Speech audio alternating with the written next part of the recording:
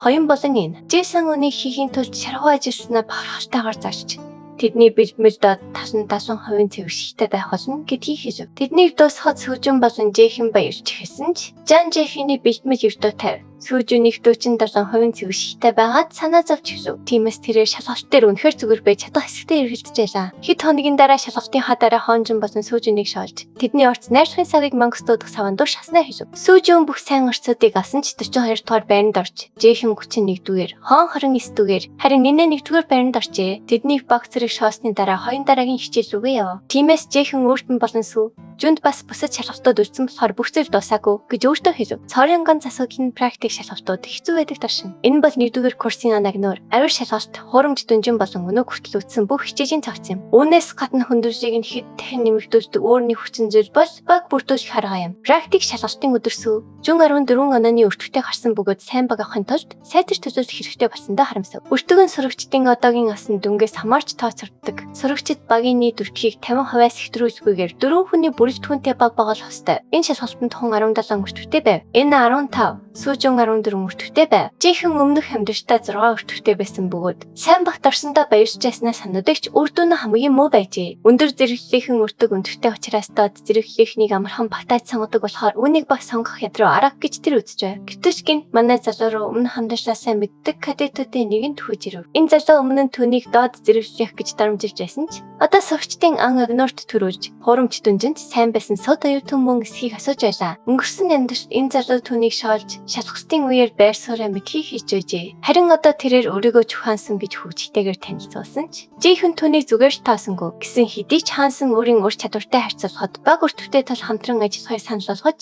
Жинхэнэний багийн гишүүн сонгоход хүндрүүлж би хорон өртөгтөнд туслахаа амлав. Гэвч Жейхэн энэ залууг суулийг дээрхэж хүчтэйг дангах хогийн амтанс гэж үзэж байлаа. Тэрээр хаансан түн хамтрахыг хүсгүй байгаа нь харамсалтай гэд өөр хүн хайж алахыг хэлв. Сандарсан хаансан өөрийгөө өндөр ур чадвартай атлаа баг өртөгтэй гэдгээ дахин тайлбарлахыг орждов. Гэвч манай залуу шалгалтыг ганцаараа давж чадах бөгөөд хаансан ямар ч байсан дэндүү сулдараа учраас энэ нь өөнд хамаагүй гэдгийг хэлжээ. Манай залуу найзуудтайгаа уулзахаар одож хаансан түнлөө үзэн ядсан харцаа шивтгсөөр тэднээс өөрийн санааг бодож үзсэн эсхийг асуув. Энэ хооронд дайчид Жина болон Сүн Жейхэнд тэв бэлэн байгаагаа хэлв. Хаансан Жина болон Сүнвүг хурамж дүнжингийн үеэр Жейхэнийг орхиж ясан хүмүүс гэдгийг танив. Тэднийг татгалцсан гэж санаа зовж исэн болохоор зөвшөөрсөнд нь баяртай байгаагаа манай залуу тэдэнд хэлв. Жейхэн тэдгээр хогийн амьтдыг сонгосон хаансан ууртаа аргагүй буцаад цаашаа яв. Жейхэн шийдвэртэй харамсах болно гэдэгт тэр итгэвчтэй байлаа. Хэсэг хугацааны дараа Жейхэн болон түүний шинэ багийнхаа нэгийн кафенд уулзав. Гэтэл Жейхэнд тэд хурамж дүнжин дээр тийм ч их тус болоогүй учраас тэднийг үнэхээр хүсэж байгаа эсхийг нь асууж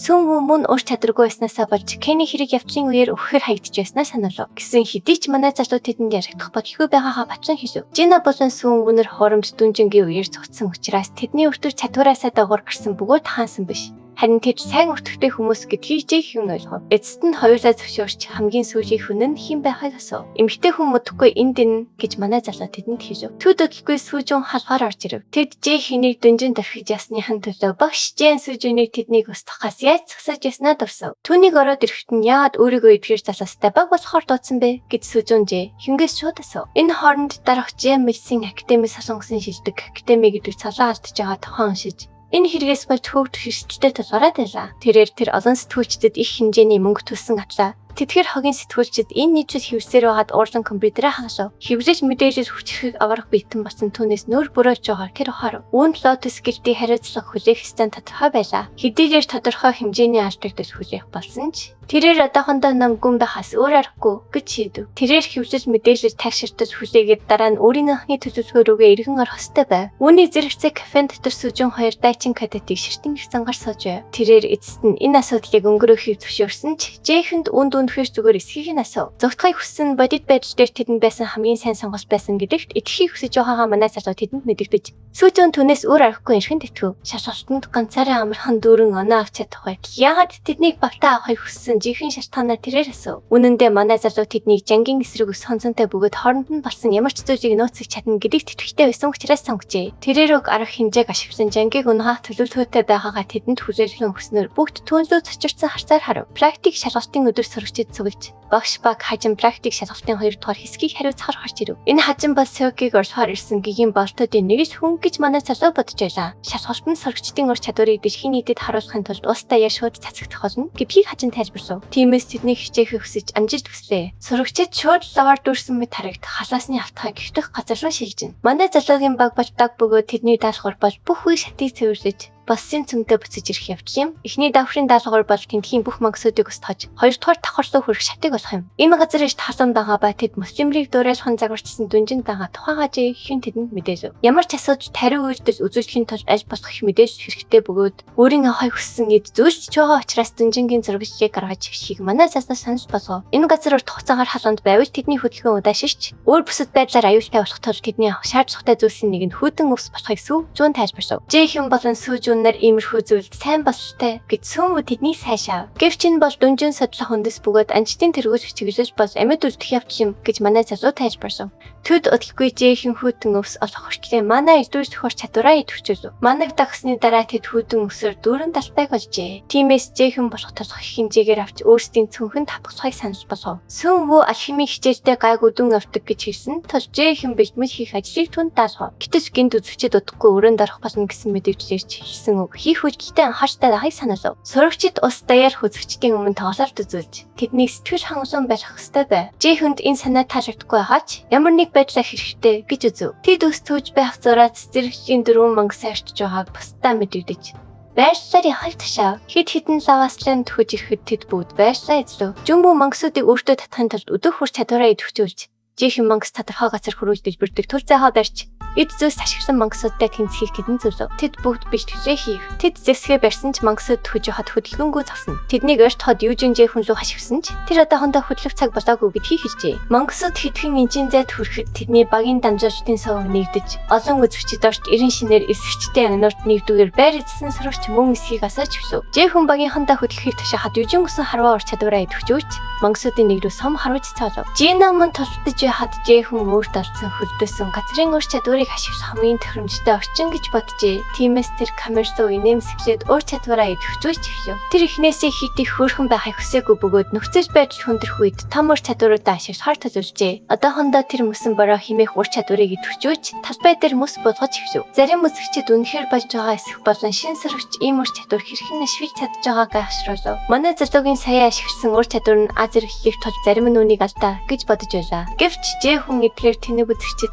яг онох хамгийн гол зэлсэн болно гэдэгт итгэлтэй байв. Энэ хооронд багийн менежер Сүмбэ нэм шууд дамжуулалтыг үзээд жихэн ямар ч хүсгүйгээр аз эрхлийн ур чадварыг хэрхэн ашиглаж чадж байгааг ахжээ. Агент Кимжи ангийн хэлснээр Жүнжин дөрвөг бөгөөд Лотос үнийг дэмжиж байгаад тэр энэ хүүхдийг ашиглавал жагийн болохыг илчлэхэд хэцүү биш гэж бодож байлаа. Тиймээс тэр жихэн юу хийхийг довтлон харжээ. Жихүний идэвхжүүлсэн мөсөн бороо лаван слаймуудыг устгахад Южин үнийг хаанаас сурсныг мэдгүйч одоо гайшрахаа болсноо хүлээн зөвшөөрөв. Жина маш халуун болж байгааг сануулхад манай залуу шидийн ундагаа авахыг санаж болгов. Тэд бүгд халуун багтай газрыг хайж эхлэхэд сүмүү бага энерги ялгарч буй газрыг зааж өгөв. Жүн түнтэй санал нэгдэж тэнд төр хорогдох байр барихаар шийдэв. Энэ хооронд Ана зарим мангасууд руу хэд хэдэн ариун сүм харуулж хажууханд нь байсан хоёрын бас нэгийг нь тасцарчив. Тэдгээрийг бүгдийг нь устгасны дараа Ана энэ дүнжин хитрхийн амархан санагдчихэв. Гэхэд хойно тэдний санснаас нь солдорой байсан гэдэгтээ санал нийлв. Бүсэд багийн гишүүд нь ганц алдаа гаргахад бүтлгүүд байснаа ухаарч.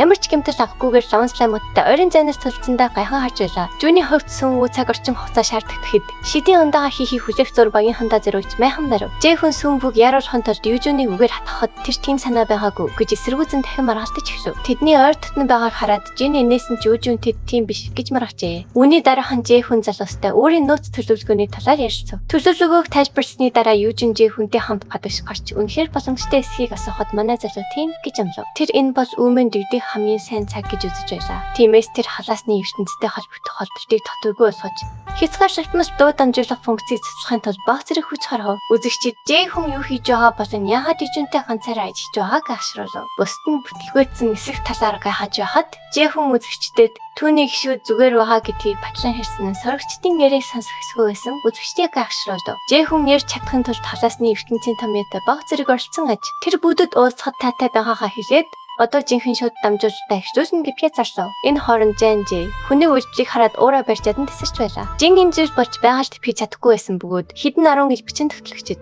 өөрөө болон академийн олон гэж бичин багш нарын бүтээсэн халаасны ертөнцийн томьёонд Жихүн хэрхэн хөндлөнгөөс оролцож чадсныг ойлгохгүй байв. Хажуухан загсж байсан багш хажуун Жихүнийг шийдэхийг санаж болгосон ч Жаоны хүсэж байгаа ч энэ нөхцөл байдал урт өмнө Хизээч гарч байгаагүй тул ямар ч дүрэн байхгүй гэдгийг тодорхой хэлв. Гэхдээ академийн сөрөгч Мессийн нууц мэдээллийг олон нийтэд задлахсгүй бөгөөд үүнийг зөрчил сургуулиас хөөх дүрэн байдаг. Гинт дарах жүншүүд дамжуулалтаар өөрийнх нь тухай ярьж байгаа сонссжээ. Жэхэн дараыг гэлдийн туршлагын хэрэг болон олон сэжигтэй зөвтэй холбож өөрийг нь сургуулиас хөөн гэж санаа зовсдгүй хэмээн үзэгчдийг тайвшруулсан дараагийн бүрэн хорж дороолоо. Манай залуу үзэгчдэд дараагийн хамгийн дуртай үгээс хүчтэй намид үлдэж эрх мэдэлтэй байдаг гэдгийг хэлжээ. Жэхүний муухай занг хараад галзан мэт инээсний дараа дараг багш хажин шалгалт дуусмагц Жэхүнийг сургуулиас хөхийг тушаав. Тэр мөн хөвлөн мэдээллийн хэрэгсэл тавьшигсны дараа Жэхүнгүү болохын тулд хамгийн багадаа 2 турш савтаа зэрэгчийн хүн орж өгөхийг хүсжээ. Жэхүнийг явахад жаа Жэхүнээр төлбөрийг нь төлөөлнө гэж амгарчээ. Манай залуу ийм сайн дүнтэй байхад нь өөрийг нь хүүвэл дарах цаа өгөндөө хүрэхгүй гэдгийг үзэгчдэд тайлбарлав. Үзэгчид түүний хийсэн бүхэн догдолж, ялангуяа Жэгийн эсрэг гаргасан шалгалтаагүй бүх төлөвлөгөөтэй холбоотойгоор сургууль дээр бодит тасалж байгааг зарим нь ойлгож эхлэв. Төрөнд нь хорогдох байранд Жэхүн үзэгчид тэднийг сонсож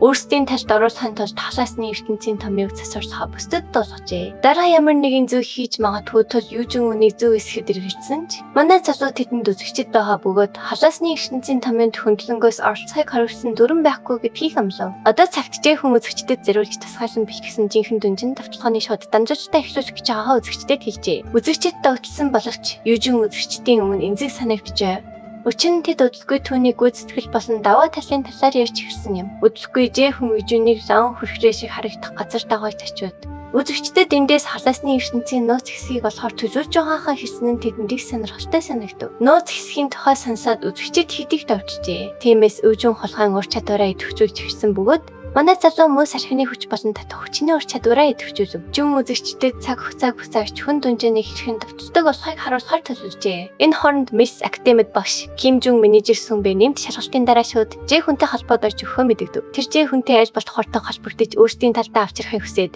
тэрч байтугай нөхцөлийг нь Жэхэн өөрөө хянах боломжийг олгохоо санал болгожээ. Жи Ааны даалгаврыг хүлээн авч, давтлагчдын өдөржлөгөө Жэхүнийг авч, чадвар хугацаанд томоохон давуу тал болно гэж боджээ. Гэхдээ цорын ганц асуудал бол Жа бас түүнийг хайж байгаа явдал юм. Халаасны ертөнцид манай залуухаараа Южиний мөрөөр орон лав руу чирчээ. Тэр эргэлзэж хүлээхийг гуйсан ч тэр үргэлжлүүлэн лавн урсгал өөдгөө зөөр ижин хашгирч байлаа. Үзэгчид хоорондоо чавчсаар байсан бөгөөд тэд яагаад лав руу өсрөөд байгаа одоо хэн ойлгохгүй байв. Гэвч Жэхэн лавн урсгалын ойролцоо үл үзэгдэх татсан дээр буухад Жэхүний хэлснээр тэнд нууц гიშгүүрээс нь Южин маш их ханц хийжээ. Тэр түнд өөрийгөө чанга тэрвэрч эд шидээ шивнэх бөгөөд цагийн тооцоолондоо ямар нэгэн алдааг гарахгүй байхыг сануулав. Дараагийн нивэлдороос орны дэмжлэгтэйгээр энд нууцны болон ямар нэгэн сорогч үүнийг аваасай гэж хүсээгүйг мэдж байсан ч Жун өмнө хандвчдаа энд нууц хэсгийг анхаасан хүнийг хараад биширчээ. Бүх гიშгүүрээр ясны эцэд эцэстэн зогсох боломжтой газар був. Тиймээс Южин урд нь байсан гэлалтсан зүйл бол түүний ярьжсэн зүйл мөн эсхийг асуув. Тэдгээр нь зарим гантыг чулуунууд болохон тогтоогдсон бөгөөд Жэхэн эдгээр бөмбөлхүүд нь энэхүү дүнжэнийг цэвэрлэх гол төлхөр байх болно гэдгийг бодлоо. Энэ үед дараач хэмжээгээр хөдөрч эхэлсэн бөгөөд Жэхэн нууц хэсгийг яаж авсныг олж мэдэж чадахгүй байв. Жэхэн үзэгчдэд энэ зүйл газрын зургаас олж энд байгааг мэдж байсан ч ийм сайн нууцсан байхыг сансангүй гэж хэлв. Тэр мөсөн бороо ур чадвараа идэвхжүүлсэн лавн тэнгис рүү харуулж түүний зөрсөн зүйлээс тусгаарлан хатааруулав. Тэр болон Южонг тухайн зүйл рүү доош чихэн явах ба Жэхэн үзэгчдээс энэ юу болохыг мэдгэсхийг асуув. Тэдний ихэнх нь үнийг юу болохыг мэдэхгүй байв. Тэд түүнийг хэлхийг шаардахад тэр энэ бол галын гисэнс гэдгийг мэдэгдэв. Энэ зүйл нь энэ дүнжэнийг цэвэрлэхэд хамгийн чухал зүйлсийн нэг байх болно. Тэгээд халаасны автогаа систем нь энэ галын гисэнс нь хэрэгжсэний дараа гал эсвэртэй байдлыг төр хугацаанд эрс нэмэгдүүлдэг боловч хоёр дахь удаага өөрчлөлтгүй зэрэгчлийн зүйл болохыг харуулв. Ер нь сургуулиуд жинхэнэ дүнжинтэй аль бол хоёр орчныг бүрдүүлж нуугдсан шагналаар дамжуулан сурагчдыг урамшуулдаг. Гэтэл энэ шагналаас энгийн сурагчид хизээч олж чадахгүй байхаар нуугдсан нь ачаалттай юм. Үзэгчид галын эссенсийг хараад танах төхөөрөмжийн дэлгүүрт үнэхээр үнэтэй байдаг тул галзуурч. Мишс Академийн үйлчлэгчийн шалгалтад баг төсбөрт 10 саяас илүү хөрөнгө оруулж байна гэж үзв. Манай хүү анхны зүйлээ авсны дараа чагсаалттайгаа дараагийн зүйл рүүгээ явав. Тэрээр за дараа яг одоо ямар царай гаргаж байгааг хармаар санагдаж түүнд зөрөөсөн бүсэд бэлхээ үзүүлэхэд ямар харагдахыг хүсчээ. Шинэ болоход тэд хорогдох байр суугаа буцаж чадсан бөгөөд Южиний маш гашуун байна гэж гомдлоо. Манай хүү түүнд үнийг мэдж байгаа ч дүнжэнийг цэвэрлэхэд илүү хэлбэр болгохын тулд үнийг идүүлцэх гэж хэлв. Эцэст нь Южин зориг шалгуудан үнийг идэж гин тухайн алдан өнөв. Южин сандран үгээс түүнийг хордлогоо оруулсан эсхийг асуухад сүн үнийг үгүйсгэв. Үүний дараа Жэхэн эхний үе шат бараг дуусч байгаа бөгөөд хоёр дахь орсоо бүх харах замыг олох хэрэгтэй гэдгээ тайлбарлав. тайлбарлав. Академийн хяналтын өрөөнд Жиан багш хажуун багшаас нөхцөл байдал ямар байгааг асуухаар ирэв. Тэрээр өөрөө хариуцлага хүлээдэг хүн гэдгийг хашгинан санаалав. Тиймээс тэр яагаад энд ирсэн бөгөөд өөрийн үргээ биелүүлж чадна гэдэгт итгэхгүй байгаа эсхийг асуув. Хэсэг зур цоссны дараа тэрээр түүнийг чадахгүй гэж магадгүй гэж хэлсэн. Түүний хөмсгөө зангидахад хүргэв. Соки явлаа 2 дахь шатны дадлахын захиргааны эрх мэдэл Жианих байх ёстой байсан ч хажуун арга замаа олж эрх мэдлийг түүнээс авчээ. Эцэст нь хажуу хамт ажиллагчдаар ажилд орсон ч түүнээс төрүүлж явна гэж ажлан уучлалтгүйсэн боловч Жиан түүнд иймэрхүү зүйл санаа зовдөггүй гэж хэлв. Тэрээр цааш нь шахаж албан тушаал санаарах нь хэвийн зүйл тул юу гэсэн үг болохыг асуув. Гэвч тэр түүнээс ямар ч хариу авсангүй. Энэ нь түүнийг бухимдуулав. Гэвч хажуун өөртөө одоо дараагийн бишгэлгийг олж авсан бөгөөд 2 жилийн өмнө байсан ч Жиан одоо түүнээс илүү биш гэдгийг санаалав.